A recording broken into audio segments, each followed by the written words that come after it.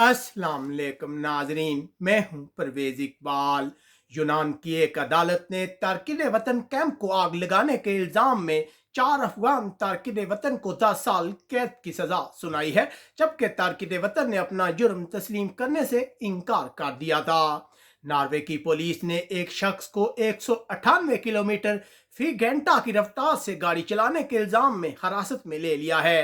Denmark की हुकूमत ने रूस की जानब से फसाई हदूद की खिलाफ वर्जी पर शदीद एहतजाज किया है। हालैंड के वजीर आजम मार्क रोटे का कहना है कि वह हुकूमत बनाने के लिए मौजूदा 4 सियासी पार्टियों के साथ इत्तेहाद बरकरार रखेंगे।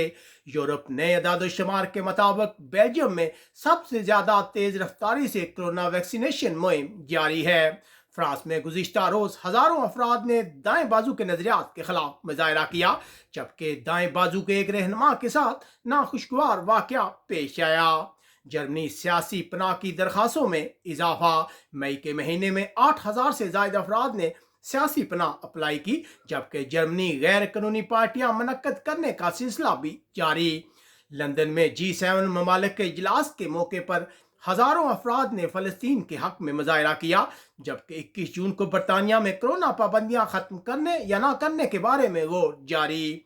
इटली की पुलिस ने 55 साल शख्स को माल्टा के हुक्काम के हवाले कर दिया।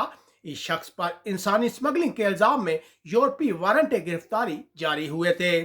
स्पेन के दारुल हुकूमत में आज हजारों अफराद जेल में कैद कतलान रहनुमाओं को माफी देने की पेशकश के खिलाफ एहतजाज कर रहे हैं, जिसके बाद स्पेन के वजीर आजम शदीद दबाव में है।